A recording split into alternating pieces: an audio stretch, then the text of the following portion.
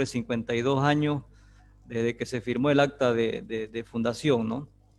Entonces, hoy tuvimos una visita muy agradable, muy grata de nuestra presidenta del Estado Plurinacional de Bolivia, la doctora Yanine Áñez, acompañada de varios ministros, viceministros, en la cual tuvimos la oportunidad de expresarle algunas inquietudes que tenemos como sector, mirando hacia un futuro eh, productivo en nuestro departamento, como parte de este seminario que estamos dando, este simposio, es la reactivación económica de nuestro departamento con la implementación de nuevas tecnologías y la implementación también de la frontera agrícola en nuestro departamento con el nuevo Plus del Beni. Entonces, tuvimos la oportunidad de expresarle algunas necesidades que tenemos como sector para afrontar este desafío, que creo que está muy expectante por todo el departamento del Beni. La esperanza que tenemos como benianos es justamente el desarrollo de nuestro departamento a través de la agricultura y de la producción de mejor calidad de nuestro ganado, ¿no? Como productores, creo que los cuatro pilares fundamentales en un desarrollo ganadero, creo que tres de los más importantes lo hemos englobado en este seminario, ¿no? Que es la genética, la nutrición, el manejo, ya que tiene que tener eh, el hato ganadero y la sanidad, ¿no? Entonces eso engloba cuando como productores logramos paulatinamente ir introduciendo estos cuatro pilares fundamentales en nuestra ganadería, obviamente que los resultados van a ser prometedores, ¿no? Entonces, felices nosotros de representar a esta institución tan importante en el departamento del Beni, felicitar a todos los ganaderos, porque no es solo esto de una institución, sino es de todo el departamento, de todos los productores que hacen de la ganadería un medio de subsistencia, el cual no solamente se refleja en las personas que trabajan directamente en la ganadería, sino es toda una cadena productiva que va haciendo ese efecto multiplicador de generación de empleo, ¿no? Desde la que vende empanadas, desde la que vende anticucho, en fin, todos de alguna forma necesitamos del desarrollo ganadero en nuestro departamento, ¿no? Y hoy, cumpliendo 52 años, los desafíos son mucho mayores de implementar y de que nuestra ganadería crezca para que en un futuro no muy lejano podamos también como departamento del Beni poder exportar carne ecológica, que es nuestra visión, ¿no? Ofertar al mundo carne libre de diferentes hormonas y demás. Tenemos las condiciones en el departamento del Beni de producir carne ecológica, nuestros pastos son naturales, nuestras pampas son aptas para producir esa clase de carne hacia el mundo, ¿no? Entonces, agradecido con ustedes, con Estancias Espíritu, con la Veterinaria Unión, de poder hacer esta unión, ¿no? Este tripartito y poder dar a todos los productores estas herramientas que van a ser, creo que, muy bien utilizadas para poder desarrollar nuestra ganadería, ¿no? Muchas gracias y un saludo nuevamente para todas las personas que nos están acompañando. Muchas gracias, Erland. No, un honor estar compartiendo. En otro momento y otras condiciones estaríamos allá compartiendo con todos los amigos ganaderos, pero va nuestro sincero, fraternal y cálido abrazo en los 52 años, que el Señor siga apoyando, sosteniendo nuestro brazo para seguir produciendo proteína animal desde el Beni para Bolivia y para el mundo, que ese es el deseo. Es por ese motivo que hemos invitado a alguien que nos va a hablar justamente de este tema, de cómo se puede combinar la nutrición juntamente con la reproducción, los conceptos, para producir más terneros y que estos sean mejores terneros, más fuertes, que puedan tener ganancia de peso más rápido, para que nos permita tener una rotación y una provisión para los mercados, ¿no? Entonces, sin más que decir, quisiera presentar a Anderson. Anderson, bienvenido a Bolivia a través de este canal. Sí. Te quiero dar la apertura, por favor. Anderson es un técnico especializado en nutrición en una compañía que se llama The Heus, y él también nos va a presentar un poco lo que es la compañía y entrará al tema. Entonces, sin más, quiero presentarle a Anderson. Lo dejo para la presente conferencia, para la presente palestra, como dicen los brasileños. Así que bienvenido, Anderson, en esta noche de 52 años de vida de la Federación de Ganaderos del Beni. Adelante, por favor, puede compartir pantalla o puede saludarnos. Estamos todos atentos. Adelante. Ok. Eu vou compartilhar a minha apresentação, mas antes, mais uma vez também parabenizando a Federação de Ganadeiros do Beni. Para mim, e em especial, é uma grande satisfação estar participando com vocês deste evento. Espero poder contribuir. Eu costumo sempre dizer que quando nos convidam para uma apresentação, para uma palestra, na verdade, nós levamos informações, mas ao mesmo tempo a gente aprende muito, porque é um momento de estudar e rever alguns conceitos, porque eu não conheço pessoalmente a região do Beni, conheço o Pantanal do Brasil, mas não conheço o Beni, né? Então eu tive que me preparar para essa apresentação, estudando algumas particularidades aí do Beni. Espero poder contribuir, mas eu sempre digo que não existe dono da verdade, existem pontos de vistas que se diferem, né? Então eu vou procurar aqui colocar a maneira como a The Heus enxerga o negócio da cria. Espero que todos aproveitem a noite de hoje. Me desculpem por não falar espanhol, mas eu não vou me atrever a tentar falar um portunhol ou um espanhol e me equivocar com alguma palavra errada, tá ok? Vou compartilhar agora, então, a minha apresentação.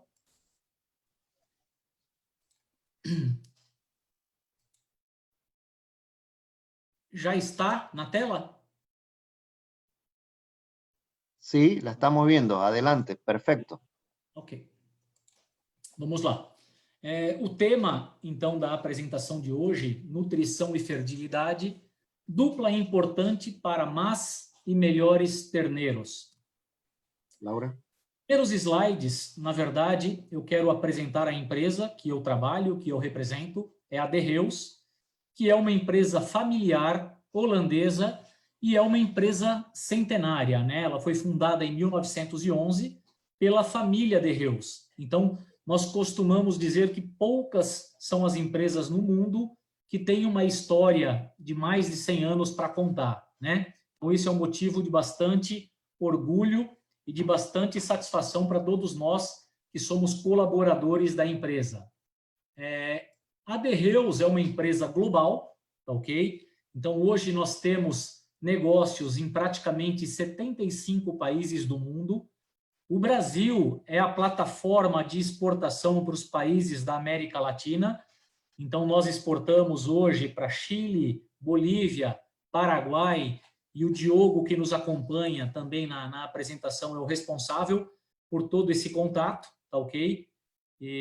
Então, assim, hoje podemos dizer que realmente a The Heus é uma empresa global e que já se encontra entre as 11 maiores empresas de nutrição animal do mundo. Em 2019, nós produzimos 8 milhões de toneladas de produtos, né? Entre rações, peletizados, premixes, pré-mesclas, concentrados, núcleos e suplementos minerais. A empresa, até o ano 2000, ela era praticamente uma empresa holandesa, com grande atuação no mercado holandês, e a partir do ano 2000 que ela realmente tomou um rumo, decidiu expandir para outros países do mundo e se tornar uma empresa globalizada, né? Nós iniciamos a atividade aqui no Brasil em 2012. Na semana que vem, nós completamos, então, 8 anos de Brasil. Quando nós falamos do segmento de ganaderia de carne, a The Heus ela possui uma linha de produtos, um portfólio bastante completo, desde rações prontas até premixes de baixa inclusão, mas na Bolívia, nós atingimos ou nós chegamos ao mercado através de um grande parceiro, que é a União Agronegócios. Então, nós fazemos toda a parte de suprimentos, de premixes, trocamos muitas informações com todos os técnicos da União, tá? Então, existe uma parceria bastante forte para que a gente consiga chegar no mercado boliviano através de um parceiro local que é muito mais conhecedor das particularidades e dos pecuaristas e parceiros aí da Bolívia. Agora, entrando na apresentação propriamente dita, eu também fiz alguns levantamentos até para poder me posicionar e me sintonizar melhor. A região do Beni, eu consegui aqui em número de cabeças, então é um rebanho bastante expressivo. Arredondando aqui os números, a região do Beni hoje conta com aproximadamente 3 milhões de cabeças de bovinos, Então, hoje, esse número coloca a região do Beni como o segundo maior rebanho da Bolívia, ok? E quando nós avaliamos e estratificamos, né, os números de acordo com grupos de idade e sexo, fica muito evidenciado que a região do Beni é uma região produtora de terneiros. É uma região que tem foco muito forte na fase de cria, tá ok? Então, isso não é segredo para ninguém, mas, de acordo com os dados, de acordo com os números, fica bastante caracterizado que a região do Beni tem aí uma aptidão natural para ser uma região de cria. Aqui também, colocando algumas características para ir embasando aí a minha apresentação, né?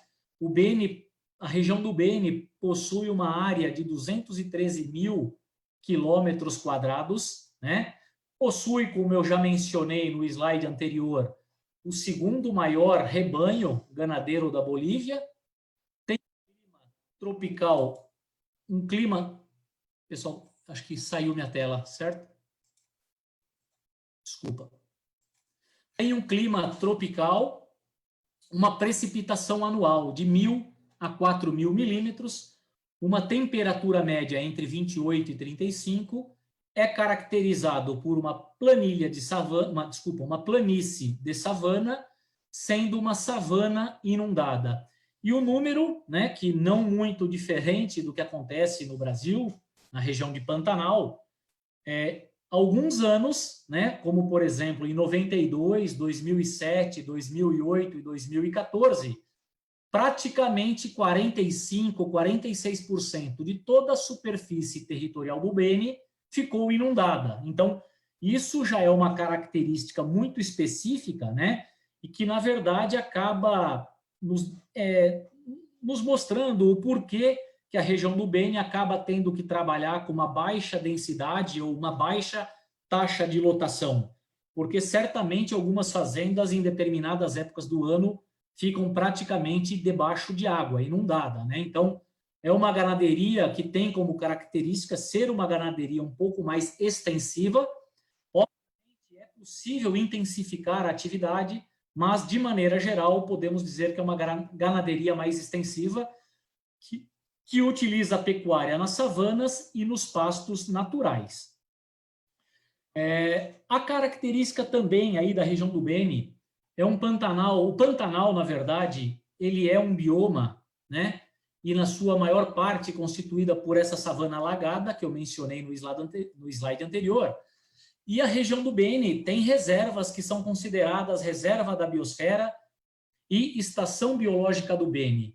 Essas regiões, eu não sei exatamente como funciona as questões legais referentes ao uso da terra. Me parece que foi tema, inclusive, de uma apresentação do simpósio, correto? Né? Então, obviamente, existem particularidades, mas como o Erlan comentou agora há pouco, isso pode também transformar a região do Beni num grande diferencial de produção de carne de qualidade, de uma carne ecológica, de uma carne que vários países do mundo estão procurando, uma carne mais natural, uma carne sem uso de aditivos antibióticos, tá ok? Então, são características que, por um lado, podem certamente aparentemente ser uma barreira, ser uma resistência a ser vencida, mas que, por outro lado, também pode criar um diferencial, quem sabe no futuro, a carne do Beni ter uma certificação, um selo de garantia de qualidade, se é que já não existe isso, tá ok? E quando se fala em Pantanal, na verdade, ou regiões aí de Pantanal, nós não podemos, de maneira geral, generalizar, né? Porque a gente pode claramente perceber que existem sub-regiões. Sub-regiões que vão se diferenciar em função de características de solo, de terra, de vegetação e também de nível de inundação e de acesso, de acessibilidade, de logística. E que esses fatores, sem dúvida nenhuma, influenciam diretamente na tomada de decisão e no planejamento que essas propriedades vão ter que fazer ao longo do ano para buscar maior ou menor produtividade, maior ou menor rentabilidade. Este gráfico, este quadro, pessoal, na verdade, ele não é tão novo, mas ele reflete ainda a realidade no Brasil. Esse é um dado que eu consegui na Embrapa Pantanal, em Corumbá, tá ok? Mas a ideia principal aqui nesse comparativo é mostrar, né, que, obviamente, as características do Pantanal que todos conhecem realmente tornam a atividade mais difícil, mais desafiadora, mas nós, técnicos, juntamente com os ganadeiros, temos que superar todas essas barreiras para buscar incrementos de produtividade e, assim, oferecer maior rentabilidade para os ganadeiros. Mas, assim, olhando de maneira geral esse quadro, o que nós percebemos, né? Quando comparado, eu estou chamando aqui cerrado, né? Mas seriam regiões não Pantanal, onde realmente a taxa de natalidade no Pantanal ao redor de 55% contra 70% em regiões do Cerrado, por exemplo. Agora, o que chama muito a atenção na região do Pantanal é a mortalidade após a desmama, ou as perdas, né, pós-nascimento até o destete. Esse nível é muito alto e a gente sabe que, na verdade, acontece, tá? Isso faz com que, quando falamos em taxa de desmama, taxa de destete, o Pantanal fica praticamente 20 pontos percentuais abaixo de regiões que não são pantaneiras. Então, temos que trabalhar muito fortemente para aumentar a taxa de natalidade, diminuir as perdas, diminuir mortalidade pós-nascimento e, com isso, aumentar a taxa de desmame. Feito tudo isso, partir para um segundo passo, que é aumentar o peso do desmame dos terneiros. E vou mostrar também por quê, de maneira prática, por que isso é importante. Os principais objetivos, então, que na verdade também se convertem aí em grandes desafios é aumentar a taxa de natalidade, aumentar o número de terneiros desmamados, diminuindo as perdas, e aumentar o peso dos terneiros, já aqui numa terceira possibilidade. Porque, como diz o próprio tema da apresentação, o tema da palestra, nós queremos fazer com que os pecuaristas, os ganadeiros bolivianos, consigam produzir o maior número de bezerros, de terneiros, mas também terneiros de melhor qualidade. Por que isso é importante, na verdade? O bezerro, na verdade, a nutrição da vaca é o início de tudo, né? Porque desde o momento que o feto está já se desenvolvendo durante a gestação, esse momento é importante. E eu vou mostrar ao longo aqui também da apresentação que essa nutrição que ela é feita ainda na barriga, ainda no ventre da vaca, vai influenciar a vida produtiva toda, inclusive no abate e no rendimento de carcaças mais pesadas. Normalmente, quando se fala de vaca de cria ou sistema de cria, é muito comum o ganadeiro ou os técnicos falarem apenas em taxa de nascimento, tá ok? Mas nós não devemos nunca esquecer, nós não devemos nunca esquecer que taxa de nascimento ela é tão importante quanto taxa de desmama, peso à desmama, idade à cobertura. Desculpa, idade à primeira cria. Por quê? Existe hoje um parâmetro que também está sendo bastante trabalhado por vários técnicos, que é quilos de terneiro desmamados, né, destetados, por vaca exposta. E o que significa isso, na verdade? É o total de quilos de terneiro que são desmamados ou destetados, né, por ano, dividi-lo pelo número total de matrizes que foram expostas, sejam elas primíparas ou vacas, mas tem que levar em consideração o número total de vacas que entraram na estação de reprodução, ok? De maneira prática, o que... O pessoal está travando aqui, travou meu slide.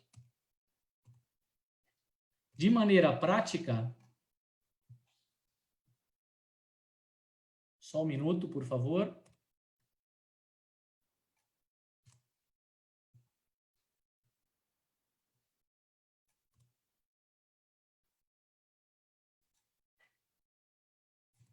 Aqui. De maneira prática, o que significa isso? Por exemplo, eu mostrei naquele primeiro quadro comparativo a atividade de cria na região do Pantanal comparada com a atividade de cria numa região de Cerrado, por exemplo. E ficou evidenciado, né, na região do Pantanal, por exemplo, 4 hectares por vaca, e numa região de Cerrado é bastante comum o ganadeiro trabalhar com uma vaca por hectare, ou 1 hectare por vaca. Se nós utilizarmos aquele dado de 55% de natalidade e 45% de taxa de desmame, ok? E um peso do terneiro ao desmame de 150 quilos, quer dizer que nós produzimos apenas 67,5 quilos de terneiro por vaca exposta, tá ok? Que é 150 quilos em 45% apenas de destete, tá ok? Quando eu faço o mesmo raciocínio numa região de Cerrado, com uma vaca por hectare, 70% de natalidade, 66% de destete, com 180 quilos de peso, esse pecuarista, esse ganadeiro, produz 118,8 quilos de terneiro por vaca exposta. Se nós pensarmos desta forma, praticamente aqui nós estaríamos produzindo o dobro, tá ok? Não estou ainda nem considerando essa questão de vacas por hectare. Esqueçam esse número, tá ok? Independente da taxa de lotação, nessa situação, como eu tenho só 45% de destete e 150 quilos, estamos produzindo 67 quilos. Nessa situação, 70 de natalidade, né? 66 de destete com 180, produzimos 118. Por si só, já é uma diferença grande. Agora, se nós levássemos em consideração, além desse quilo de terneiro por vaca exposta, a produtividade em termos de vacas por hectare ou hectares por vaca, na primeira situação nós teríamos apenas 16,8 quilos de terneiro produzido por hectare contra 118. Estamos aqui falando de praticamente, acho que 8 vezes mais, tá ok? Obviamente, é muito difícil, fala, como que eu vou conseguir aumentar esse meu número aqui de 0,25 para meio, ou seja, trabalhar apenas com 2 hectares por vaca. Esse valor aqui, ele é muito influenciado, obviamente, pela característica da fazenda, da propriedade. Tem muita área alagada, não tem área alagada, é possível introduzir alguma gramínea, alguma forragem cultivada ou não, né? Porque sabemos que hoje existem propriedades que nós aqui no Brasil chamamos de sequestro, né? Determinadas épocas do ano confinam praticamente os animais, não é um confinamento com alto índice, com alta inclusão de alimentos concentrados, mas, por exemplo, de forragens conservadas, cana-de-açúcar, silagem de milho, silagem de sorgo, o próprio capim, ensilado ou capim picado todos os dias, mas existe uma maneira de intensificar um pouquinho mais. Mas eu queria apenas mostrar, porque sei que teve apresentações ao longo aí da semana sobre o uso da terra. Acho que existe, vocês aí no Beni estão no momento onde está tendo essa discussão sobre as questões de uso da terra, mas certamente regiões que tenham características e possibilidades de uso de agricultura, certamente o ganadeiro vai fazer conta. Ele vai colocar tudo na ponta do lápis e entender, bom, na minha fazenda, quantos quilos de terneiro eu produzo por hectare? Quanto isso gera de receita? E vou comparar com alguma atividade pecuária. Obviamente, se essa propriedade tiver alguma característica agrícola, vai começar a prensar cada vez mais as áreas de pecuária, tá ok? Então, é um ponto que todo ganadeiro vai acabar tendo que olhar. Outros pontos, né, na verdade, os pontos mais importantes, isso também foi mencionado pelo Erlan no começo aí da apresentação, da introdução. Todos vocês conhecem, né, os 4 principais pilares aqui do sucesso de qualquer tipo de atividade pecuária, me desculpem, nutrição, genética, sanidade e manejo. Como o tema da apresentação é nutrição e fertilidade, nós vamos ficar basicamente aqui na parte de nutrição, mas não existe um ou outro que seja mais importante ou menos importante. Todos eles vão contribuir para o sucesso da atividade.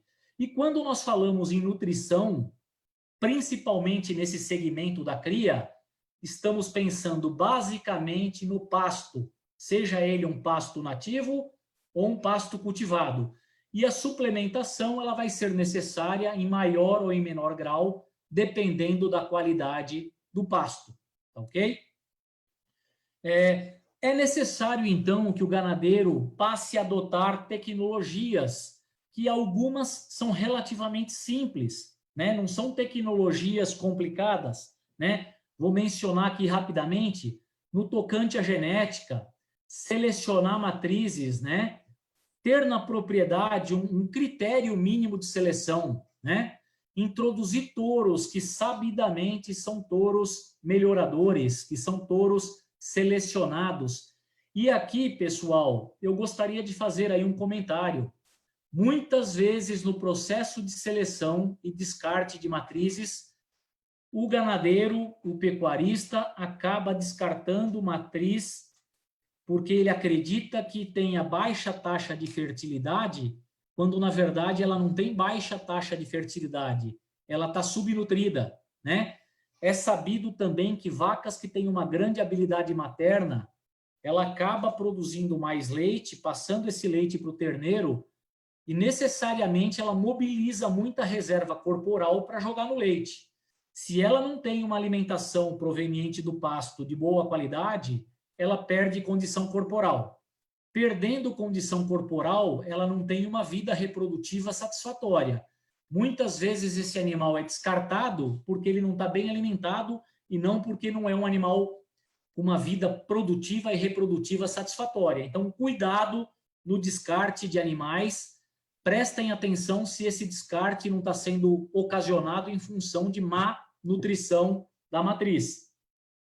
Controle sanitário também é um ponto aí muito importante que deve ser discutido entre o ganadeiro e os técnicos, né, os médicos veterinários das regiões, porque existem protocolos bem definidos de vacinação e de vermifugação. Sabemos também que tem muito problema reprodutivo, né, atribuído aí a falta ou um protocolo de vacinação inadequada, questão de brucelose, leptospirose, enfim, fiquem bastante atentos a todo o protocolo sanitário, porque eu volto a dizer, ele é tão importante quanto a nutrição. Não existe naqueles fatores algum que seja maior ou menor. Todos eles são de fundamental importância para o sucesso da pecuária. Uma coisa simples, né? Estou chamando aqui de aplicação de tecnologia, mas uma atividade muito simples que pode ser também negligenciada ou não feita da maneira correta é a cura do umbigo do terneiro, então tem que fazer a cura correta do umbigo.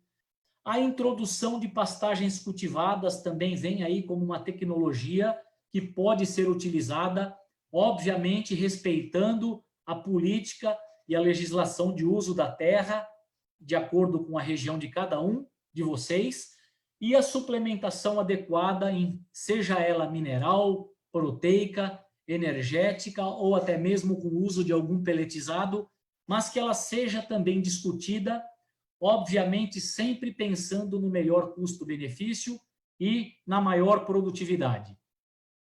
Eu quis colocar agora este próximo quadro, também é um dado da Embrapa Pantanal, aqui do Brasil, apenas para mostrar aqui um exemplo típico, né, de uma fazenda de 10 mil hectares, por exemplo, onde praticamente 20% dessa fazenda é reserva legal, tá ok?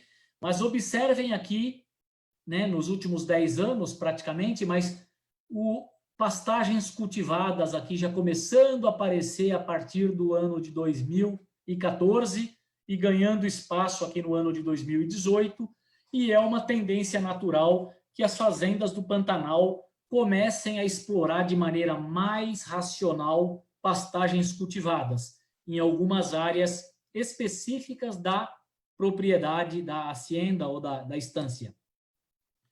Esse aqui mostrando que tivemos uma evolução, né, de 2009 a 2014, melhorando a taxa de lotação, mas quando comparamos aqui 2014 a 2018, praticamente estagnada, né? Então, 0,3 animais por hectare, hoje é uma média aí das fazendas do Pantanal aqui do Brasil. Tá? Mas agora, entrando então dentro daqueles 4 pontos importantes, começando a falar agora um pouco mais de nutrição, gostaria de mostrar para vocês esse gráfico, essa figura. Então, para ficar aí de fácil entendimento, o princípio da nutrição nós podemos compará-lo a uma balança, né? Onde, de um lado, nós temos as exigências, ou seja, requerimentos dos animais, e do outro lado nós temos os alimentos que preencherão os requerimentos. E o nosso papel, o nosso trabalho como técnico e de vocês como ganadeiro é procurar sempre equilibrar essa balança. No caso de vacas de cria, né, os requerimentos de mantença e de produção vão variar em função do quê? Basicamente em função do estágio de lactação. Sabemos que vaca em início de gestação, início de lactação, quando a curva de produção de leite está subindo e o bezerro está mamando, o terneiro está mamando, a exigência aumenta. Finalzinho de lactação, a exigência reduz, né? Então, é entender esse princípio e equilibrar requerimento, né, com a necessidade. Eu gosto também de colocar isso, que fica de uma maneira muito clara para o ganadeiro, os requerimentos têm que ser preenchidos. No caso das vacas de cria, basicamente com volumosos. Uma pequena quantidade, muito pequena, é preenchida basicamente com suplementos minerais, tá? Então, uma vaca, durante um período de boa oferta, né, em termos quantitativos e qualitativos, basicamente nós oferecemos um suplemento mineral. Para quê? Para fazer algum ajuste mais específico em microminerais, por exemplo. Vacas de cria precisam de níveis mais altos de selênio, de zinco, né? Níveis mais altos de fósforo. Então, entendendo aí a característica de cada região, o técnico vai poder fazer uma indicação melhor em que tipo de suplemento mineral vai ser mais indicado. Mas, obviamente, quando vem o período mais seco do ano, de baixa oferta de chuva, por exemplo, baixa disponibilidade em termos de qualidade, mas também em termos de quantidade. Talvez já seja importante ou até mesmo necessário a introdução de uma suplementação mineral proteica, tá ok?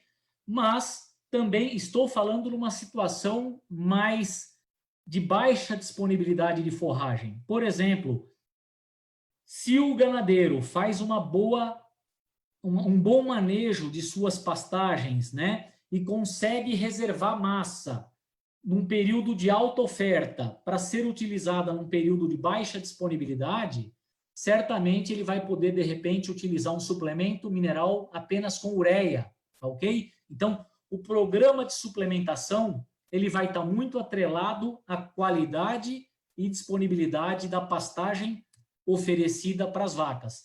E quando nós falamos em nutrição, na verdade, temos que falar em quê? Carboidratos, que é a principal fonte de energia, de proteínas, de minerais e de vitaminas, tá ok? Lembrando que na ganaderia de cria, a base da produção é o pasto, seja ele cultivado ou nativo, mas é a base da produção. Acredito que na Bolívia, não diferente do que acontece aqui no Brasil, temos duas estações, vou chamar assim, duas estações do ano bem definida. A estação das águas e a estação mais seca do ano.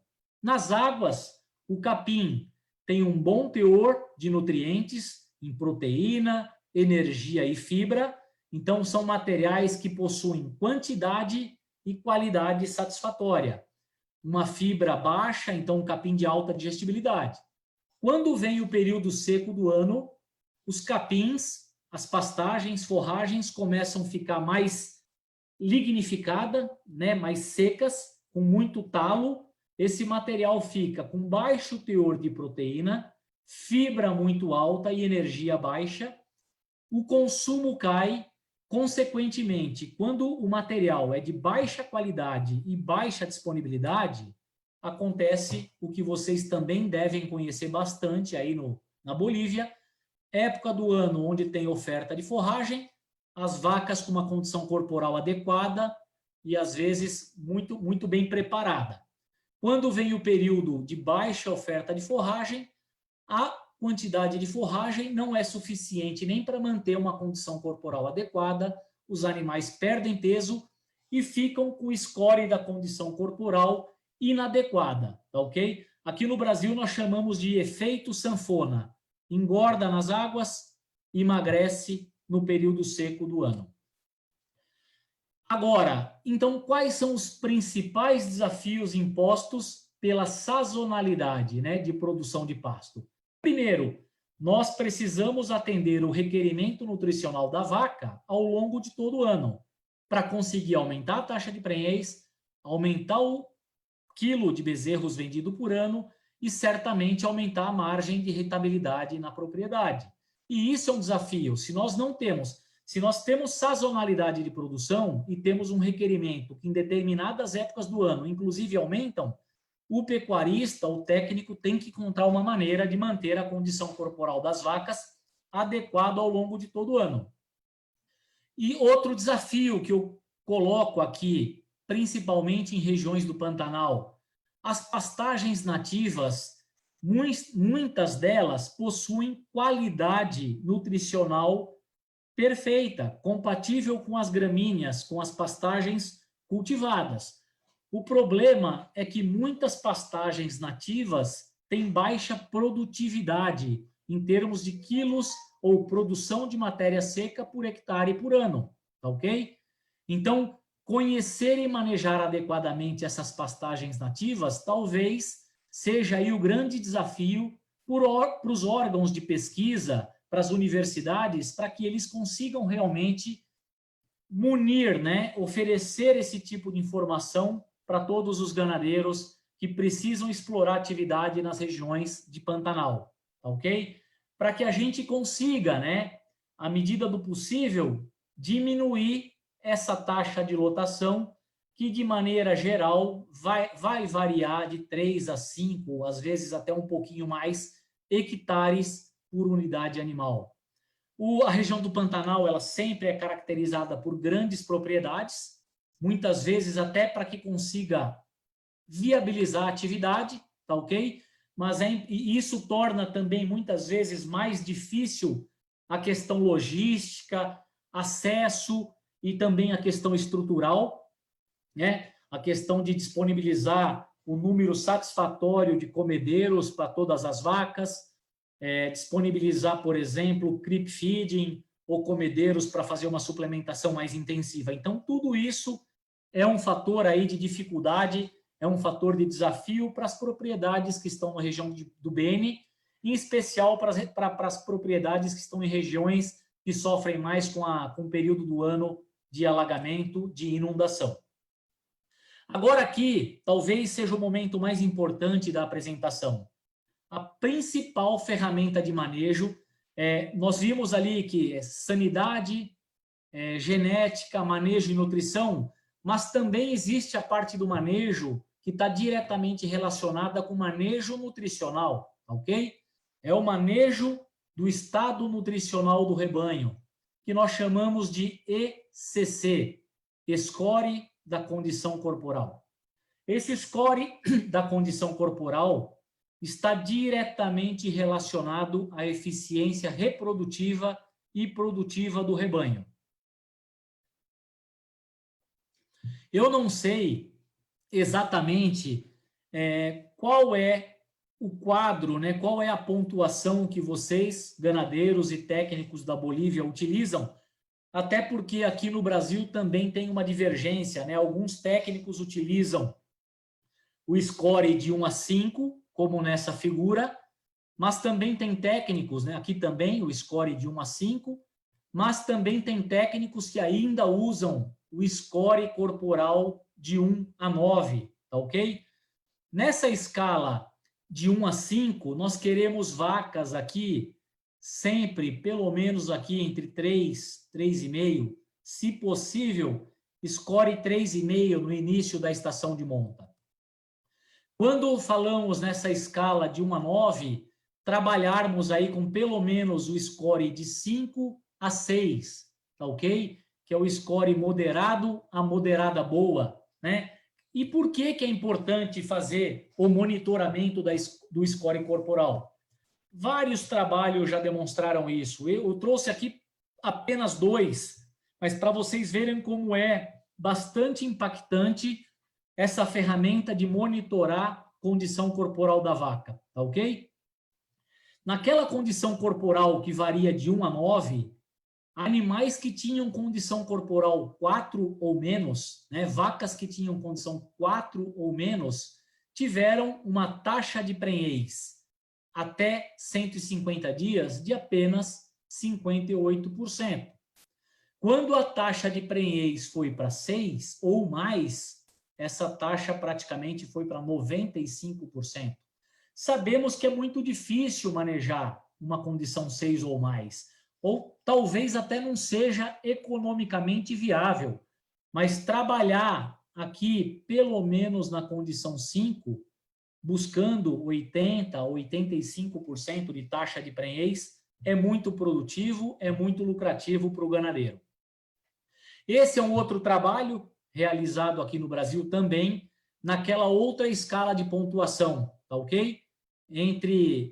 Daquela de 1 a 5, as vacas que tinham condição corporal entre 2 e 2,5 tiveram 66% de taxa de prenhez. As vacas que tiveram score corporal entre 3 e 4, né, tiveram uma taxa de prenhez de 86,5%. Estamos falando aqui de praticamente 11 pontos percentuais a mais. Um ganadeiro que tem 1.000 vacas produziria 110 bezerros, terneiros a mais. Então, o que eu quero deixar como mensagem é, não precisa, né, quando eu pego, controlar ou monitorar score de condição corporal, não significa que tem que suplementar com suplementos de maior inclusão todas as vacas, todas as matrizes do rebanho. Mas, observem aqui, né, nessa propriedade, as vacas do grupo 1 que tinham a condição melhor, tiveram melhor taxa. As do grupo 2, na mesma fazenda, tiveram uma taxa menor. Se esse ganadeiro tivesse pego e separado, apartado essas vacas e desse um tratamento especial para aumentar o score em 1 ponto percentual ou meio ponto percentual, ele aumentaria de maneira geral essa taxa. E isso, sem dúvida nenhuma, poderia ser muito lucrativo. Então, pensem nessa possibilidade de fazer a avaliação corporal e tratar realmente as vacas que necessitem desse aporte maior de nutrientes. Em determinadas épocas do ano pode ser necessário para um grupo específico de animais. Talvez apenas para as primíparas, né? Para aquelas vacas, como eu mencionei no começo, que produzem mais leite, têm mais habilidade materna, se doaram mais para o terneiro e com isso perderam mais reserva corporal. Então, fiquem atentos a essa possibilidade. Nós não temos a menor dúvida que suplementação de vacas de cria aumenta a taxa de prenhez e produz terneiros mais pesados, tá ok? Mas eu gostaria também de salientar que a suplementação das vacas, das matrizes, proporcionam benefícios que vão além da taxa de natalidade.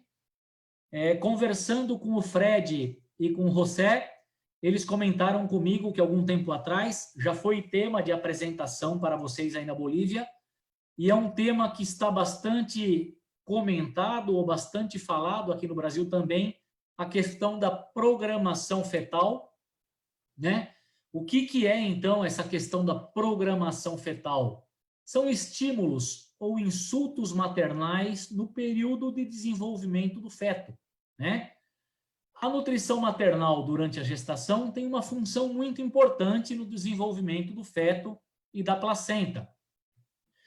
Durante muitos anos, todos nós, técnicos, aprendíamos na escola, na universidade, que o período da gestação mais importante da vaca possivelmente era o período do terço final da gestação, né? Por quê? Porque falava-se que 2/3 do feto se desenvolvia nesse terço final e que, com isso, a vaca tinha uma maior mobilização, uma maior necessidade de nutrir o feto naquele terço final da gestação. Vários trabalhos foram realizados nos últimos anos e eles entenderam o quê? Todas as fases da gestação da vaca são importantes, mas tem uma fase que hoje é bastante estudada, que é essa fase do terço intermediário da gestação. No terço intermediário da gestação é que ocorre a miogênese, né?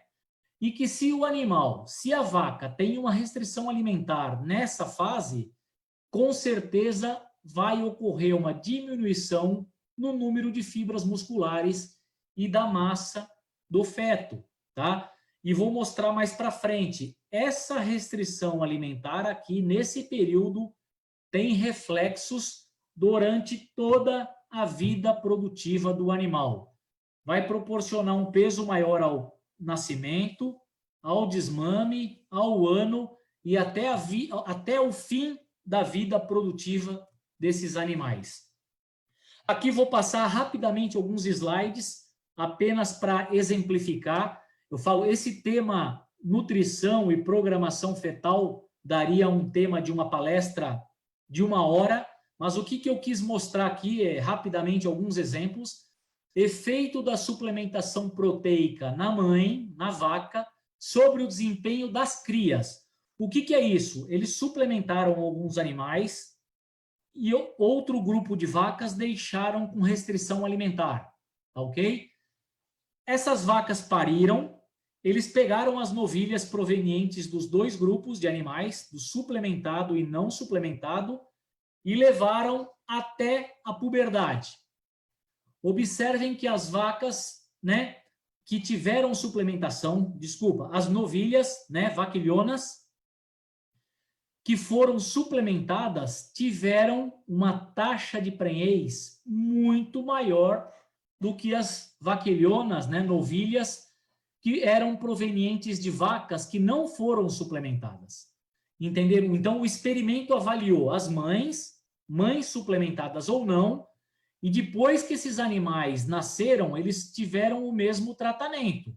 Não teve nenhum favorecimento a esse lote de novilhas. Pós-nascimento, todos eles tiveram o mesmo tratamento. Aqueles animais que tiveram um desenvolvimento fetal melhor, tiveram uma taxa de prenhez 13 pontos percentuais maior do que o lote que tiveram restrição alimentar. E eles fizeram isso também com machos, com novilhos, né? Observem que os novilhos tiveram 6 quilos a mais no peso ao destete e tiveram um score de marmorização também maior. Obviamente, aí falando de Nelore, não faria muito sentido estar pensando nisso, talvez nesse momento, mas sabemos que já existem linhagens melhoradas de Nelore que têm um score de marmoreio fantástico. Temos exemplos disso aqui no Brasil de clientes da Derreus. Esse outro trabalho também mostra isso, o desempenho de bezerros de terneiro nascidos de vacas que pastejaram capim de baixa qualidade, 6% de proteína, ou capim de média qualidade. Então, entendam aqui, baixa qualidade, a vaca, a matriz, passou por algum período de restrição. Média qualidade quer dizer que a vaca não passou por um período de restrição alimentar. Observem que os animais desmamaram mais pesados, os animais provenientes das vacas suplementadas desmamaram mais pesados, foram abatidos mais pesados e tiveram carcaças mais pesadas. O que eu quero dizer com isso? Trabalhar a condição corporal das vacas. Nós não temos a menor dúvida que aumenta a taxa de prenhez. Ok, excelente. Quando você trabalha com uma boa condição corporal ou maneja adequadamente o score corporal das vacas, além de aumentar a taxa de prenhez, esses animais que foram melhor nutridos no ventre serão, sem dúvida nenhuma, melhores animais ao longo de toda a sua vida.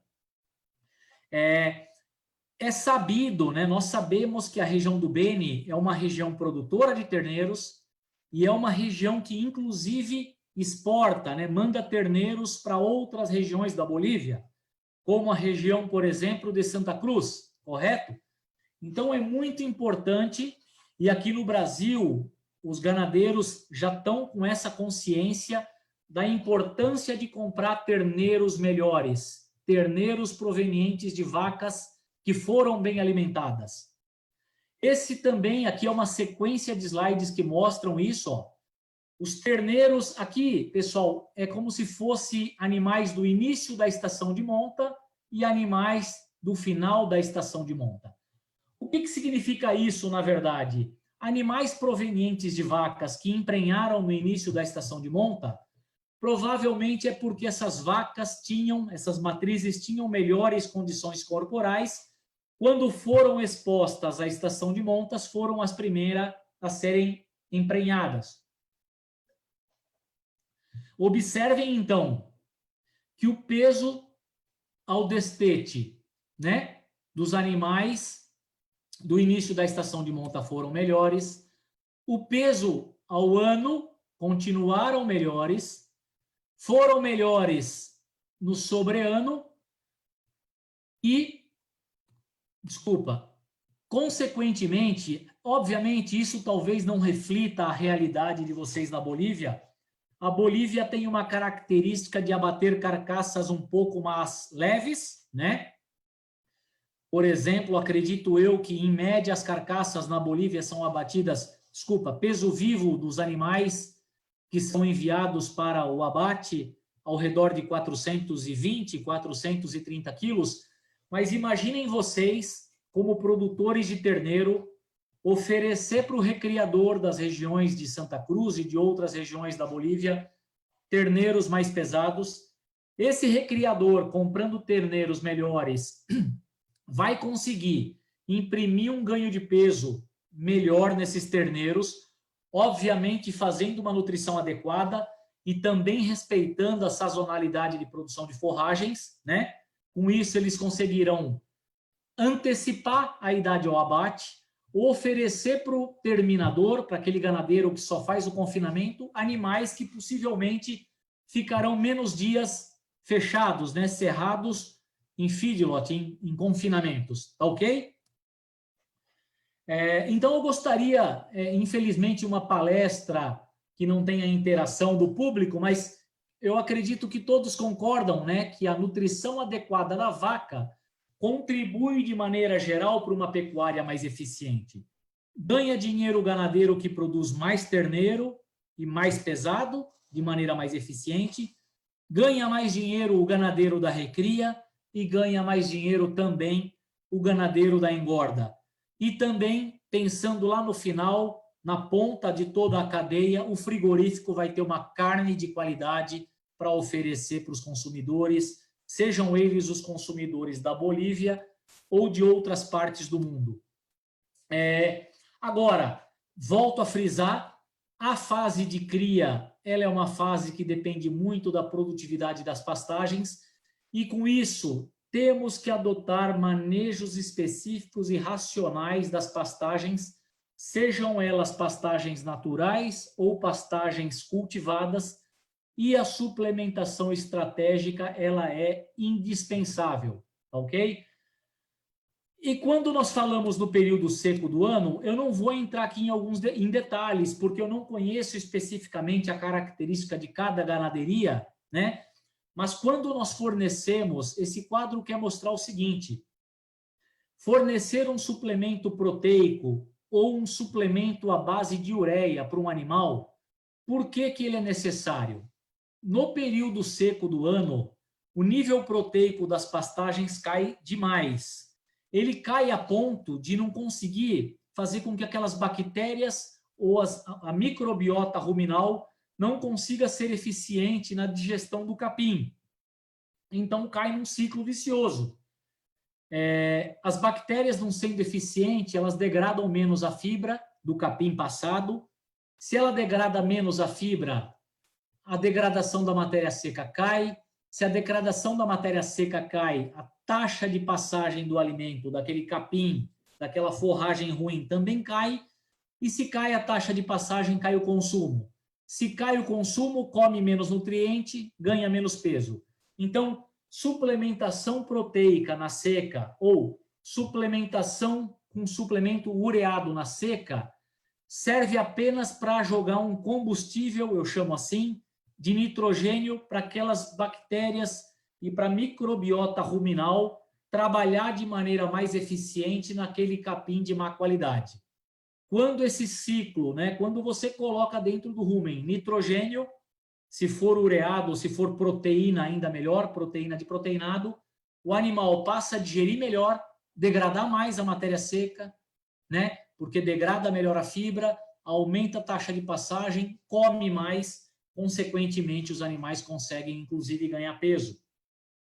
Existem situações bastante características aqui no Brasil, e isso já é uma regra: suplementos minerais proteinados, aqueles que consomem, por exemplo, 1 grama por quilo de peso corporal, podem oferecer ganhos de 200 a 300 gramas por animal por dia. Suplementos ureados, na verdade, eles servem muito mais para fazer uma manutenção. Os animais acabam não ganhando peso, mas ele mantém peso. Mas é importante que alguma estratégia seja adotada no período seco do ano. E a suplementação das águas? A suplementação das águas é sempre uma incógnita, né? Por quê? Nós temos várias situações. Por exemplo, esses quatro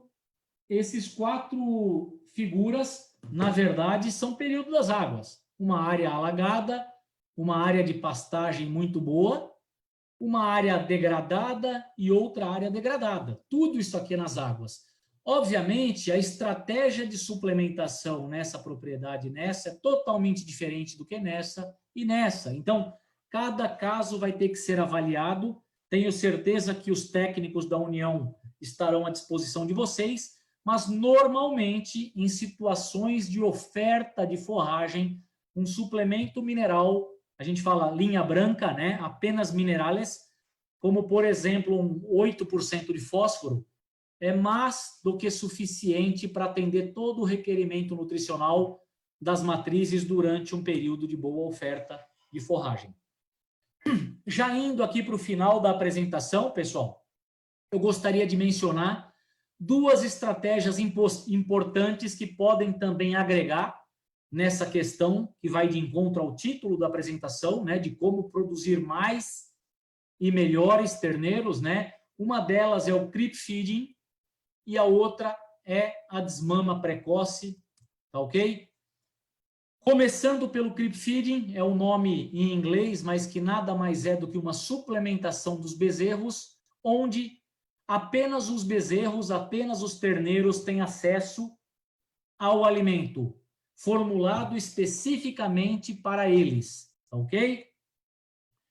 Só que os fatores que interferem no resultado são quantidade e qualidade de pasto, produção de leite das mães, potencial do crescimento, idade e sexo dos terneiros, obviamente, se são terneiros meio sangue, cruzados com Red Angus, Brangus, ou se são Nelores puros, mas a raça influencia, o sexo, ok? O consumo e o tipo de suplemento. Existem sistemas de suplementação proteica, praticamente, onde o pecuarista acaba usando uma ração, um pelletizado, por exemplo, um balanceado, como vocês chamam, e fornecem 1 quilo, 1,5 kg por terneiro, mas também existem creep feedings, onde o pecuarista, o ganadeiro, fornece um proteico energético para terneiro. Aqui eu procurei colocar uma tabela, não sei se é visível a todos, mas, de maneira geral, os creep feedings ofereceram 30 quilos de peso adicional ao desmame, ok? Obviamente, aqui são raças diferentes, ó, observem que tem Zebuíno, Guzerá, Santa Gertrudes, Nelore, Angus e Hereford, Cimental com Nelore, Canchim, Nelore e Limonzan, Cimental e Nelore, diferentes tipos de consumo. Observam aqui que tem produtos que são mais parecidos com balanceados, né, pelletizados, rações, aqui, por exemplo, mas também proteinados, né, de baixo consumo, né, que ofereceu 13 quilos de ganho adicional. Eu costumo dizer, qual desses eu devo escolher? Depende. Qual que é a estrutura de comedeiro? Qual que é o recurso financeiro disponível para investir, para inversão? Qual é o ganho desejado? Mas certamente o creep feeding é uma ferramenta que vai proporcionar terneiros mais pesados. Um outro ponto que eu gostaria de salientar, um dos grandes desafios da ganaderia da Bolívia, em especial da ganaderia do Beni, é a perdas de bezerro pós-desmama, né? Eu não tenho a menor dúvida, né, que a cura do umbigo, como uma primeira atividade que deve ser realizada, respeitando os protocolos de vacinação e de vermifugação, o uso do creep feeding certamente vai elevar muito o ganho de peso desses terneiros e, sem dúvida, reduzir a questão da mortalidade pós-nascimento até a desmama. Esse é um outro quadro, né? Então, o creep feeding ele tem efeito sobre o terneiro, mas ele também tem um efeito sobre a fertilidade das matrizes. Observem esse gráfico, que interessante.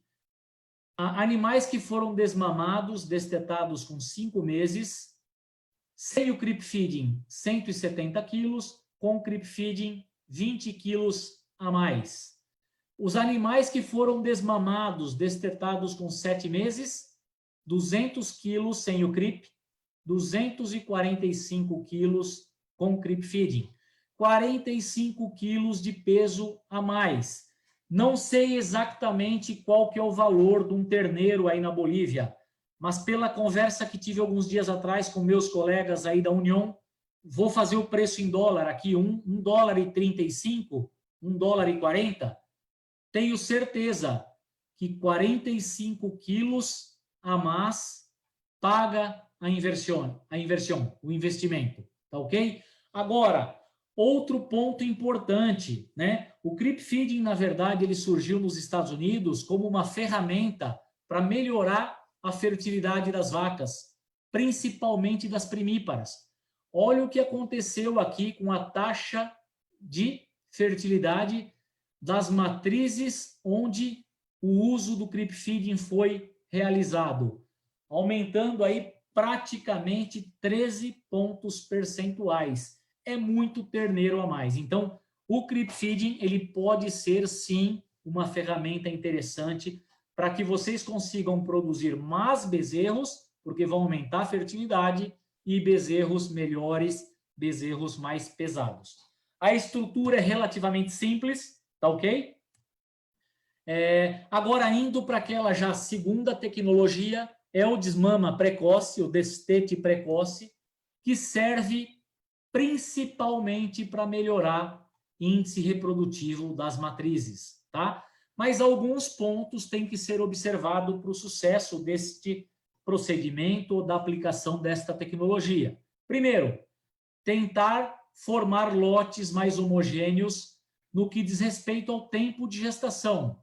Lotes que tenham diferenças máximas aí de 30 dias de diagnóstico de gestação. Normalmente, a desmama ocorre entre 90 e 120 dias, né, dando uma média aí de 105, 100 dias. Tem que levar esses terneiros para um ambiente seco, sombra, água e comedeiro sempre limpo. Nas primeiras 48 horas, normalmente coloca-se esses terneiros num curral, né, com água e balanceado à vontade, água fresca e balanceado à vontade. Normalmente, o balanceado seriam os peletizados, né? Peletizados com palatabilidade maior. Normalmente, utilizam-se flavors, né? Adoçantes, aromatizantes, para incentivar o consumo dos terneiros.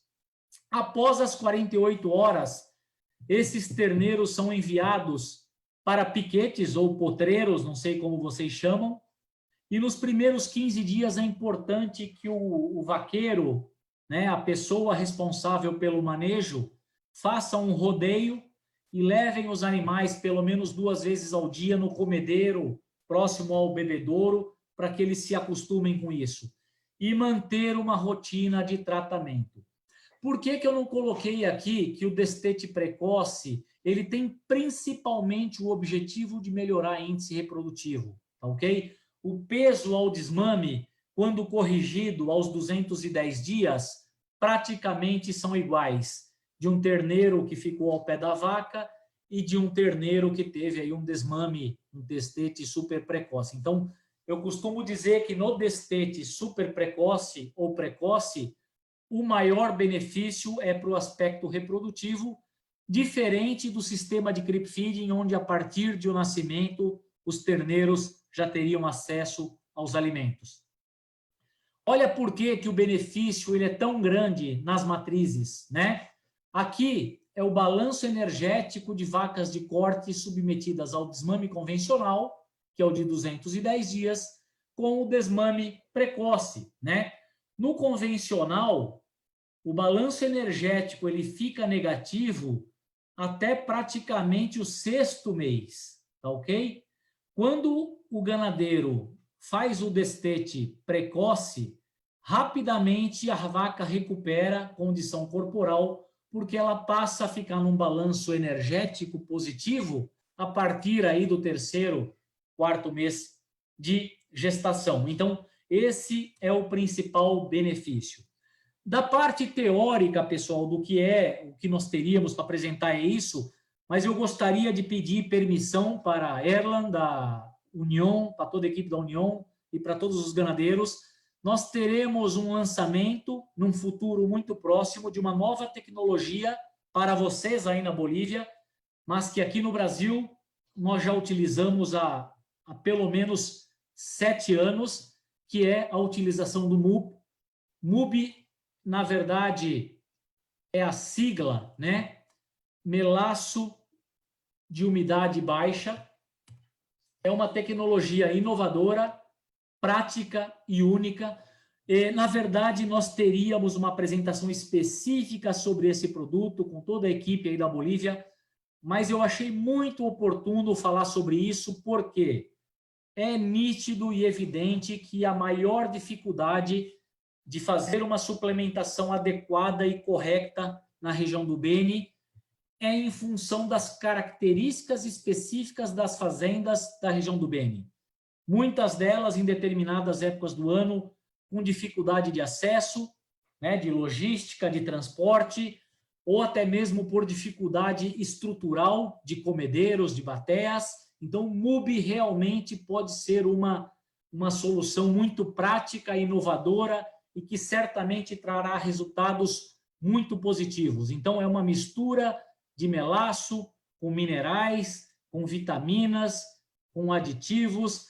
Temos a opção, caso realmente a região do Beni não queira trabalhar com a linha de aditivos, nós temos também a opção de MUBI sem aditivos antibióticos, tá ok?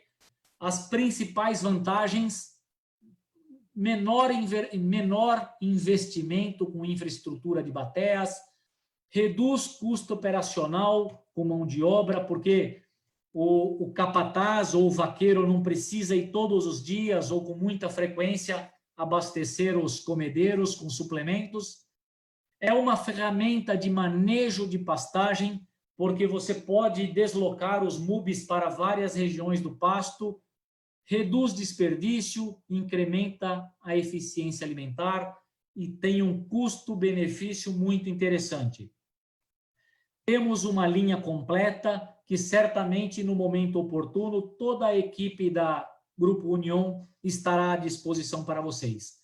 Mas também gostaria de, para fechar e finalizar a minha apresentação, que tudo que eu comentei com vocês aqui, a equipe da União, de técnicos da União, estão totalmente alinhados com nós, com o nosso conceito, né, para oferecer para vocês, ganadeiros, a linha completa. Quando falei de destete precoce, seria a linha Rumax LAC. No Creep Feeding, por exemplo, o Rumax Beef, o Ternerazo 40, sendo aí um concentrado para o ganadeiro que já tem o milho, né, que tem a maíz.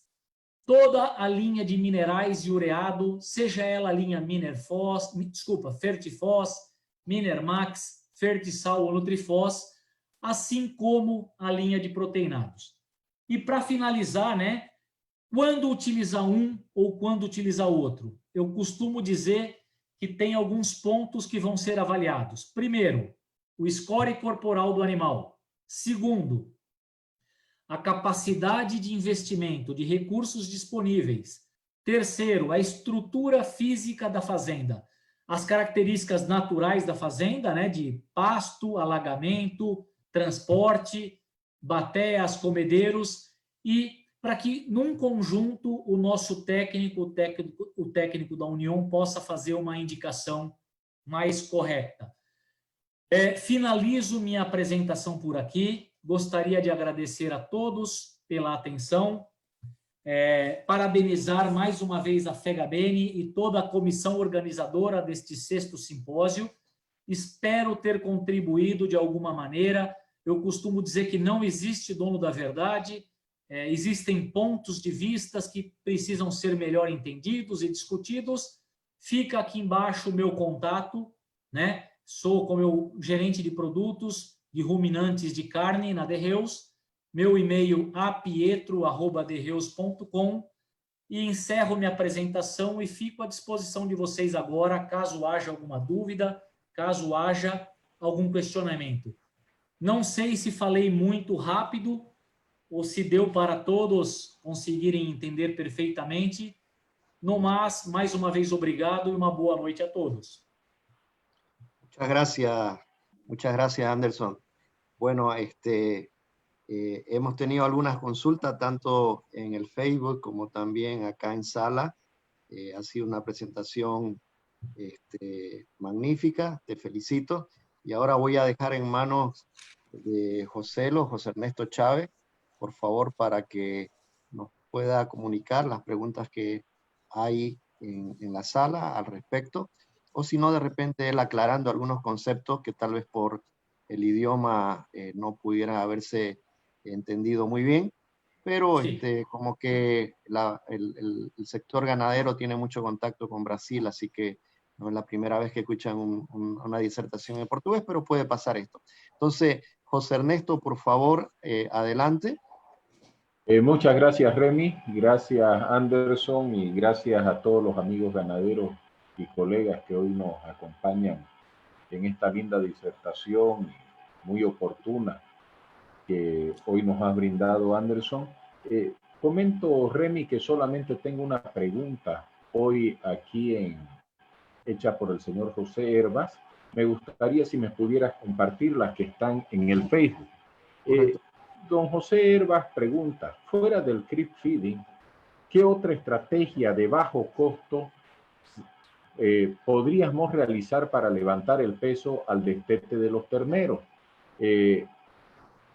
Anderson, não sei se conseguiu entender ou quer que eu fale em português agora. Não, entendi. Beleza. Na verdade, na minha opinião, existem dois tipos de creep feeding, ok? Um creep feeding, ele é fornecido, acho que vocês na Bolívia chamam de pelletizado ou balanceado, é uma ração completa. Normalmente, a quantidade, o ganadeiro fornece ela à vontade, ad libitum, e o consumo médio nos 200 dias, 210 dias, vai ficar em torno de 800 gramas por dia, ok? No início ingere muito pouco e no final acaba comendo até mais do que 1 quilo. Este é uma situação. Agora, nós aqui no Brasil usamos muito o conceito de suplemento proteico energético no creep feeding, ok? Este produto seria um produto de ingestão de 200 a 300 gramas por quilo de peso vivo. 200 a 300 gramas para cada 100 quilos de peso vivo. Então, durante 200 dias de suplementação no creep feeding, o consumo médio vai girar em torno de um saco a uma bolsa a uma bolsa e meia. 30 a 45 quilos. É muito barata. Essa suplementação não é cara, é baixo custo. Aqui para nós no Brasil, esse tipo de suplemento proteico energético para terneiros, nessa faixa de 200 a 300 gramas para cada 100 quilos, é totalmente viável e num baixo custo. Agora, eu vou voltar aqui alguns slides.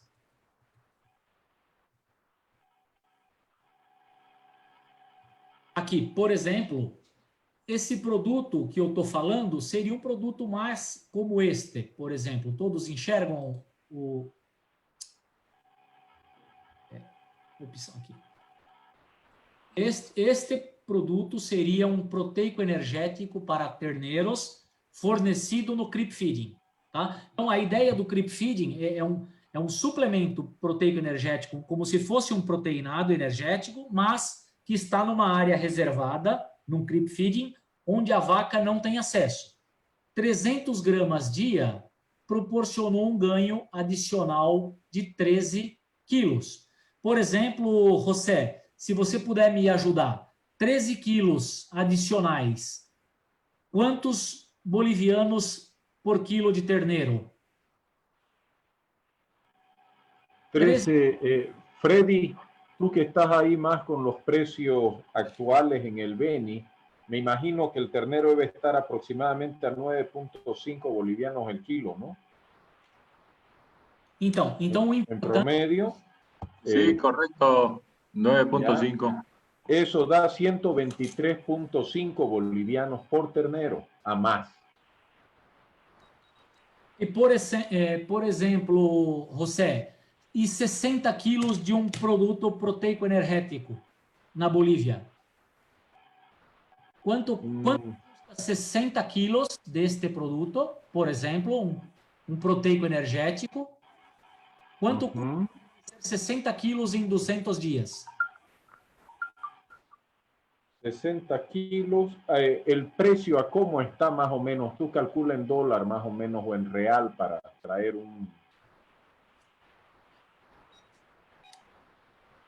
el kilo, Anderson. Em dólar, 30 centes de dólar, por exemplo, el quilo. 60 kilos son 18 dólares. Más o menos estamos hablando de 125 bolivianos. Sim, então o investimento de 125 bolivianos e uma receita de quanto nesses 13 quilos de terneiro? 13 por 9.5, estamos ahí. 123.5 también da. Sim, neste caso, praticamente empatou. É. Ok? Agora, temos que avaliar, eu não sei exatamente, eu não sei, eu fiz um preço de um produto meu aqui do Brasil, de repente, o que vocês teriam que fazer? Quanto custaria um proteico energético de terneiro aí na Bolívia? Ok? Aí faz justamente essa conta, né? 300 gramas vezes, por exemplo, 180 dias, 200 dias, quanto custa isto, quanto é a receita adicional, ok? Agora, sempre lembrando que além do benefício do peso ao destete, o creep feeding normalmente alivia mais a vaca e melhora índices reprodutivos da vaca, né? Então, por exemplo, esse gráfico mostrou que além do peso, né? Então aqui foi 20 quilos a mais, mas o tão importante quanto o incremento no ganho de peso do terneiro foi o aumento na taxa de fertilidade das matrizes. Então, tudo isso tem que ser avaliado em conjunto, tá ok? Mas eu acredito que vocês seguramente vão conseguir encontrar esse equilíbrio entre um produto, uma indicação de um produto que possa realmente fornecer uma receita adicional favorável. Sí, Anderson, normalmente un precio así que yo estoy usando debe estar en torno de 21 centavos de dólar. Creo que Sim, então vamos... caro tu... Ok, então vamos lá. 21 centavos, ponto 21 vezes 60. 12 dólares. Sí, 12 dólares con 6 centavos, con 60 centavos. Sim, então quanto é o custo de suplemento e quanto é a receita? É 100... El costo es 87,70 centavos de boliviano y la receta me decía que eran 13 kilos a más, ¿no? Sí. Son 123, vamos a redondear, menos 87, vas a tener un resultado de 36.5 bolivianos por ternero. Exato, então assim... Porém, Anderson,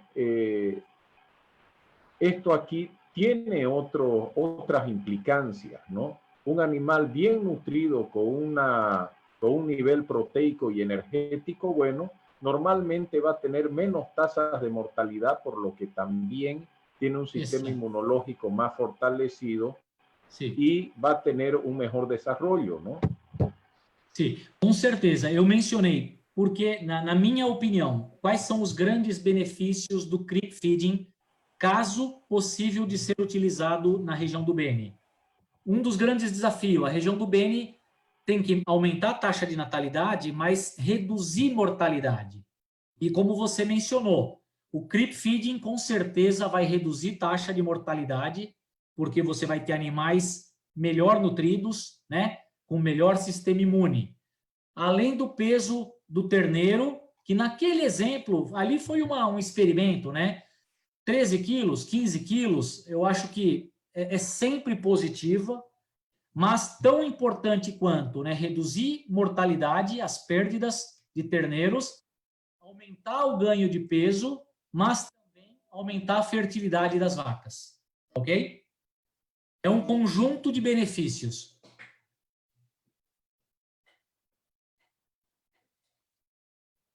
Ok? ¿Todos escutan?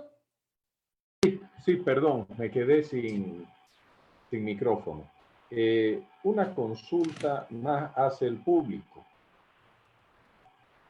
Para las razas índicas, cebuinas, ¿existe algún índice o alguna tabla que indique la condición corporal que nos ayude a definir si es conveniente ya dar algún suplemento? Y si existe algún número o alguna manera de medir la condición corporal a los 90 días de parida la vaca para definir si se debe destetar precozmente o hacer creep feeding.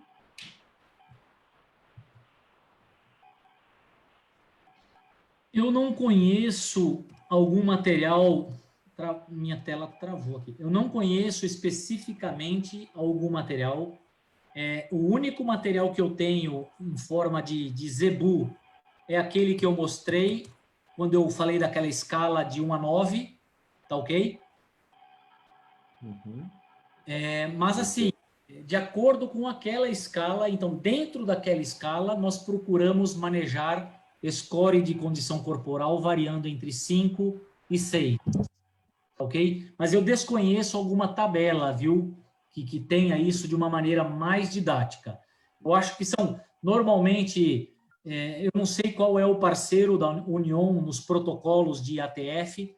Normalmente, essas empresas que trabalham com os protocolos de ATF têm alguma coisa referente a essas condições corporais, mas o que eu percebo é que aqui no Brasil, particularmente, existe a tendência de utilizar aquela tabela de condição de 1 a 5, né? Então, não existe muito um padrão. Eu acho que seria muito interessante, inclusive, o desenvolvimento, né, o desenvolvimento de uma tabela dessas.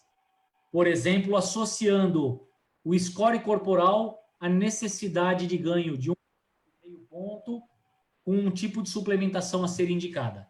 Nós, na DeHeus, estamos trabalhando, nós vamos chamar ele de conceito ReproBif, que é um conceito específico para vacas, e nós estamos pensando no desenvolvimento deste tipo de material, de acordo com a condição corporal, época do ano, poder amarrar as informações e fazer uma melhor indicação de que tipo de suplementação.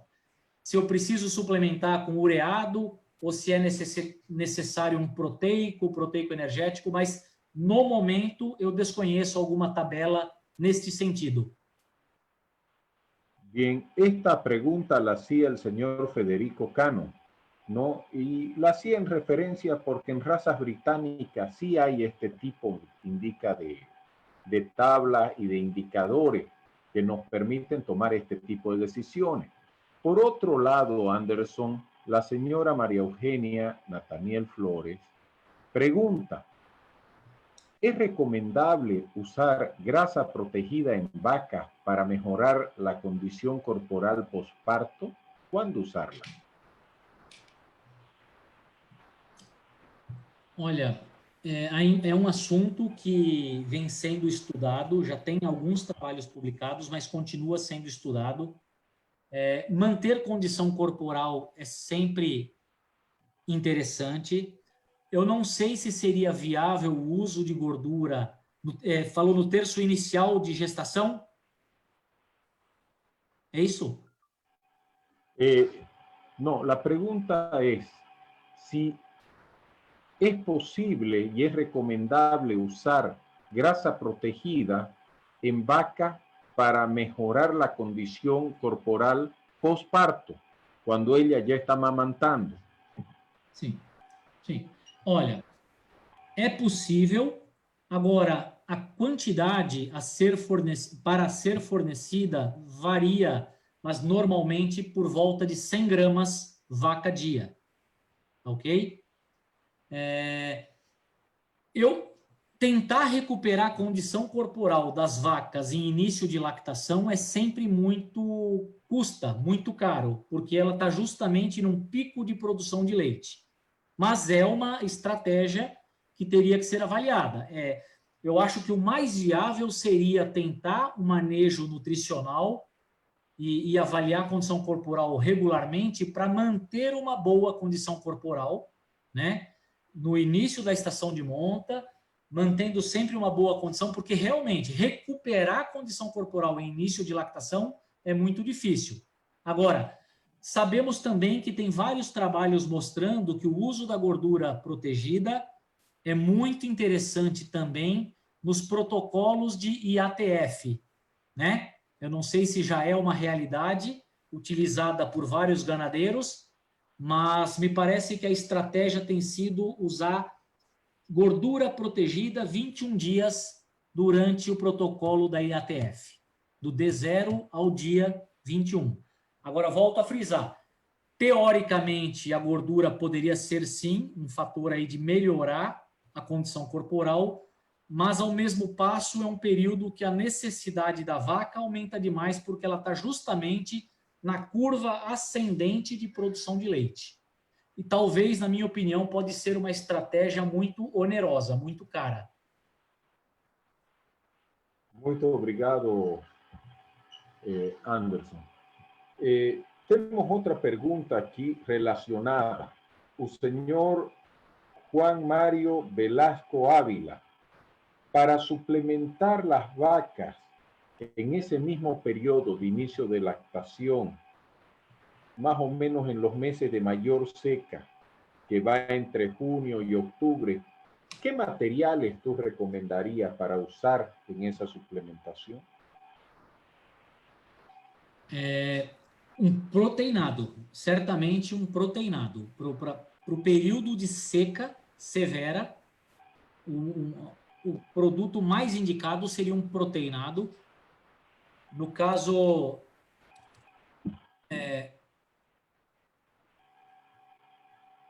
desculpa.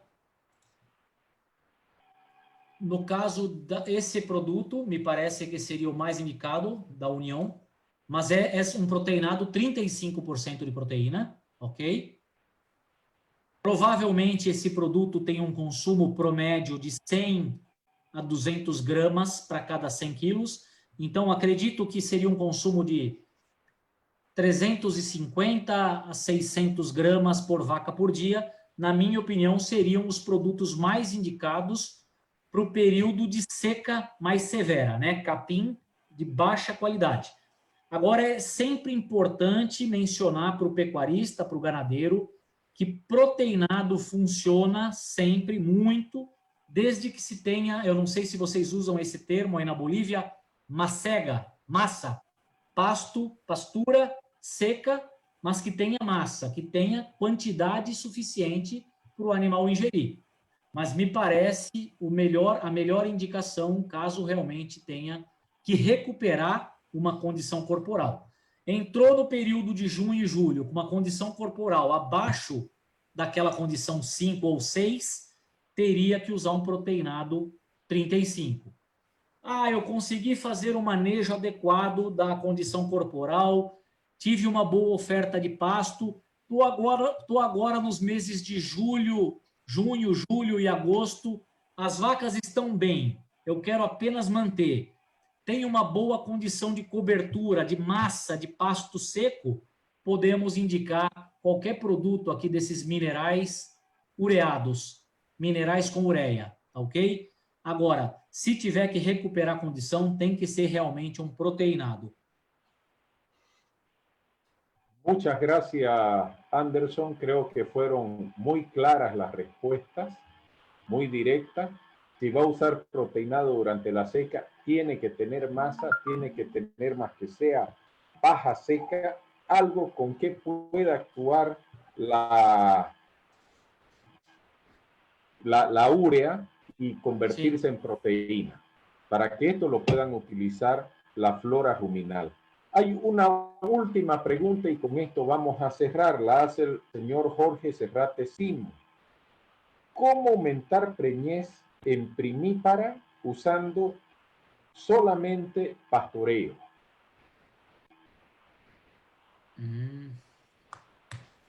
O sea, aquella novilla que parió por primera vez e vai para o segundo serviço. Sim. Não é uma atividade simples, fácil, porque justamente é a categoria mais desafiadora da propriedade. Justamente nesta categoria que eu faria possivelmente o uso do destete precoce ou até mesmo do uso dos proteinados. Dificilmente uma primípara, né, solamente a pasto, vai conseguir ter uma condição corporal totalmente adequada sem o uso do proteinado, se a propriedade tem essas características de sazonalidade de produção de forragem, né? Se, por exemplo, se esse ganadeiro, é senhor Luiz? Senhor Serrate. Serrate. Jorge Serrate. Se na propriedade de senhor Serrate se ele consegue ter uma boa oferta em termos de qualidade e quantidade de forragem, de pasto, sem problemas. É possível ter uma primípara, uma boa condição corporal, praticamente comendo suplementos minerais. É possível, se tiver uma forragem de muito boa qualidade.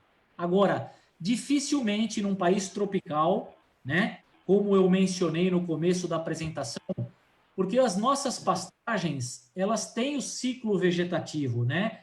Que mesmo que às vezes, aparentemente, em umas regiões de mais baixas, né, mais barras, aparentemente a pastura está verde, muitas vezes aquele material é de baixa qualidade.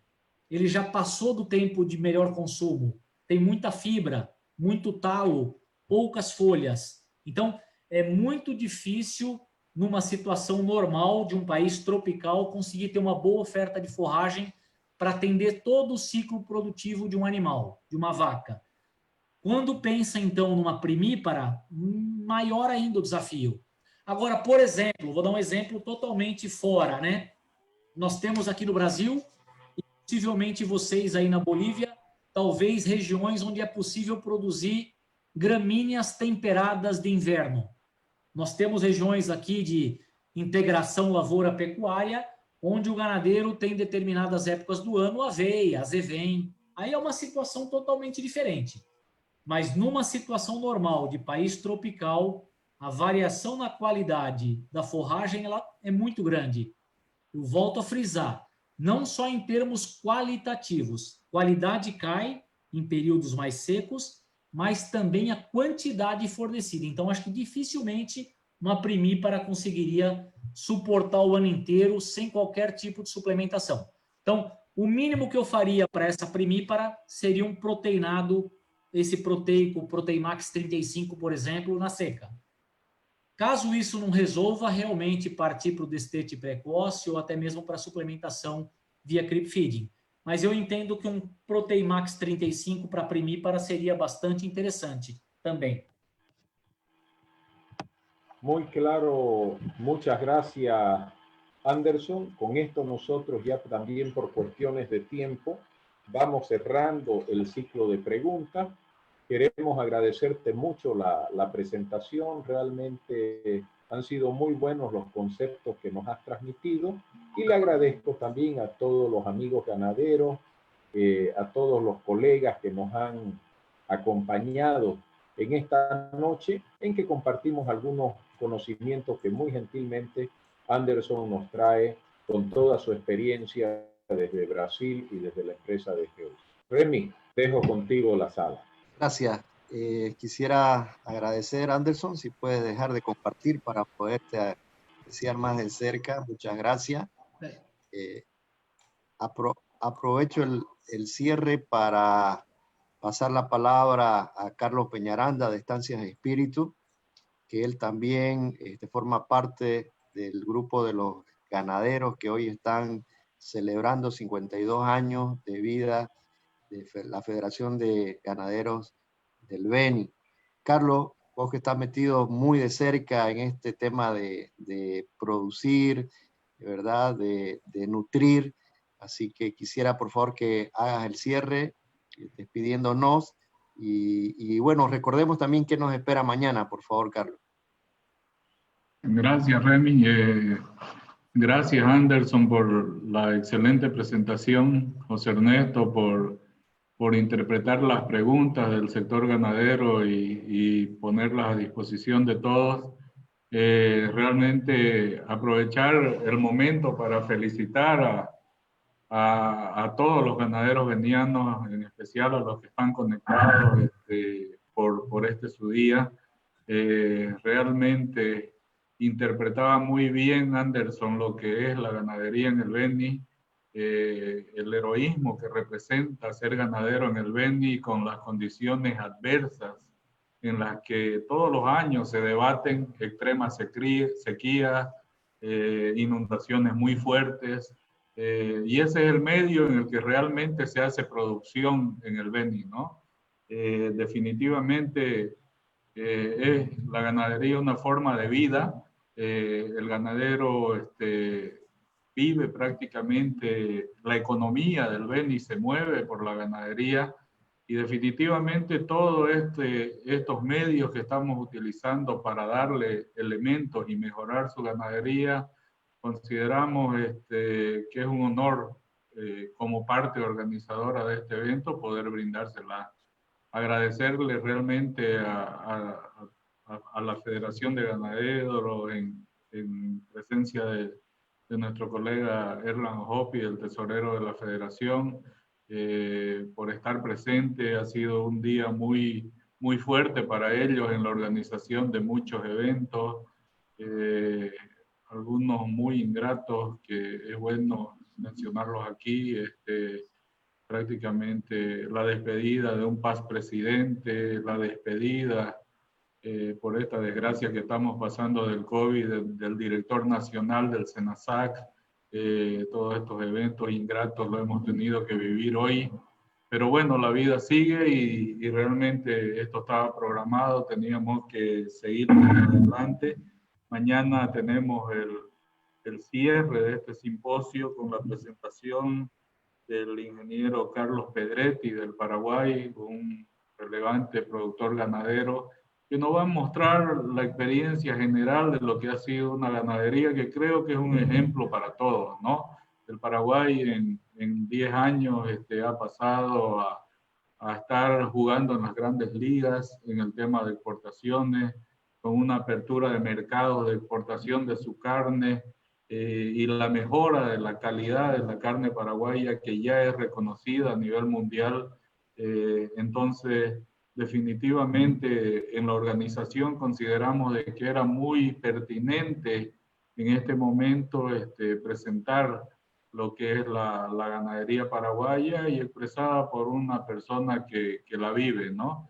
Entonces, invitarlos a todos, invitarlos a los ganaderos para que mañana estén presentes también.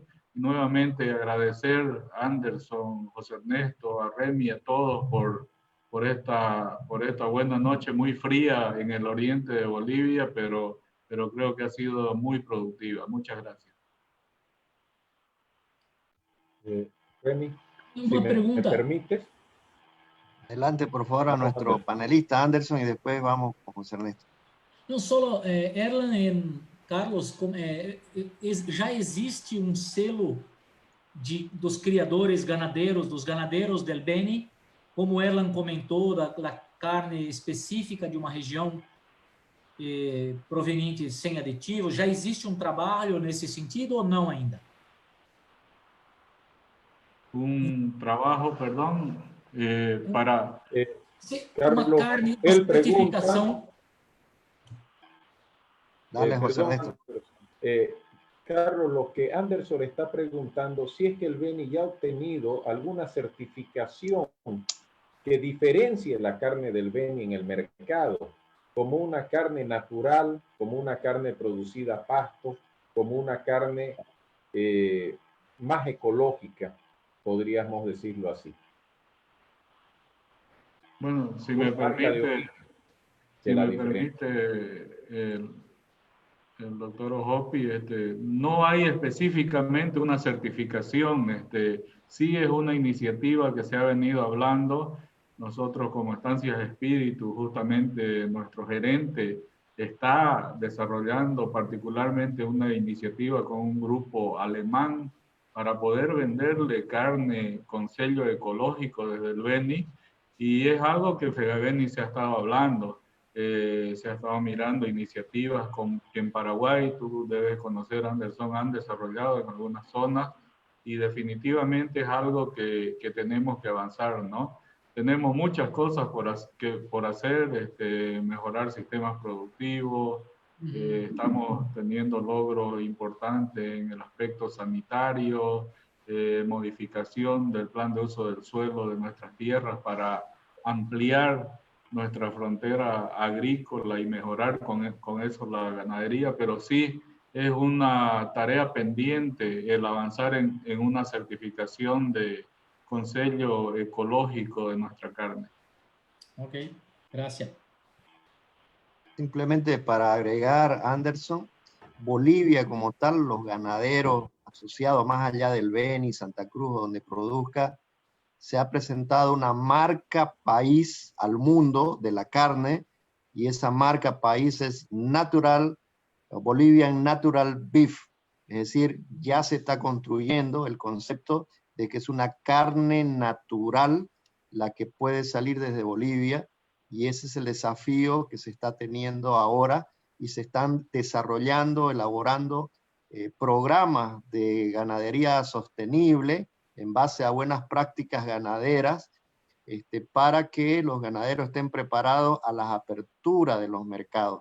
Ya tenemos el mercado de China abierto, y hoy estamos recibiendo apoyo el sector ganadero para abrir otros mercados, ¿no? De Asia, Rusia. Entonces vamos a ir progresando en ese sentido, y por eso la importancia de eventos como estos, donde nos transfieren conocimiento y tecnología, y bueno, y después ya hay que ir al campo a hacerlo, ¿no?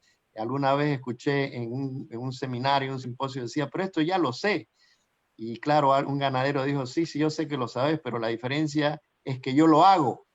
Y creo que ese es el gran desafío de todos estos eventos, de lograr hacer lo que nos están transfiriendo, lo que nos están conociendo. Así que muchas gracias una vez más a todos por su presencia. Felicidades nuevamente a la Federación de Ganaderos del Beni en su 52 aniversario. Nuevamente un fuerte abrazo, y mañana estaremos conociendo la experiencia de la ganadería paraguaya a través de Carlos Pedretti. Él ha sido presidente de la Cámara de Exportadora de Carne en Paraguay, y es un ganadero exportador. Entonces él va a hacer un análisis, y ese análisis también nos va a ayudar a nosotros, a los ganaderos del Beni, y todos los ganaderos que nos escuchan, a cómo se lectura el mercado mundial de la carne en estos próximos años. ¿Ha cambiado? ¿No? ¿Cuáles son los cambios que hay que hacer? ¿Cómo nos debemos preparar? Y uno de los temas que ya me adelantó justamente Carlos es este que hoy estamos tocando. El mundo va a comenzar a pedir más carne certificada, natural, verde, ecológica, como quisiéramos llamarle. Entonces, estamos en ese tren, en ese rumbo. Una vez más les agradezco, gracias a los panelistas, Freddy Bush, que es nuestro gerente en el Beni, muchas gracias, él está siempre apoyando a todos los ganaderos en el Beni, nos representa día a día, y creo que está haciendo un buen trabajo. Así que simplemente desearles que pasen una buena noche, abriguémonos, está haciendo frío en nuestro país, y también precautelemos la salud animal de nuestros animales. Cuidemos, estas son épocas duras del frío, entonces tenemos que hacer varias tareas. Mañana nos vemos a las 7 de la noche en este mismo canal, y esta vez con la jornada final, donde tendremos un invitado desde Paraguay. Muchas gracias entonces, un fuerte abrazo, gracias Anderson, y bueno, buenas noches. a todos. Buenas noches, buenas noches. Gracias, un abrazo.